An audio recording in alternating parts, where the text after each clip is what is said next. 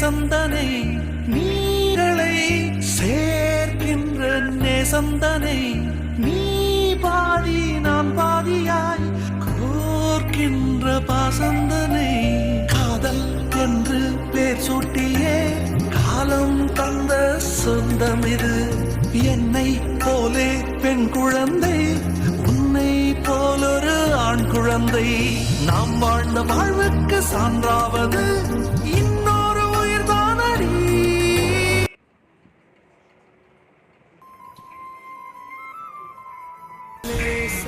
அழகுல தானா விழுகிற நீ பேசி சிரிக்கையில் ஒவ்வொருத்தில உரையிற வாழ்க்கை வாழத்தான் உன்னோடு இருக்கிறவன் கூட நடக்கும்போது மழை இல்லாம நனைஞ்சு போகும்.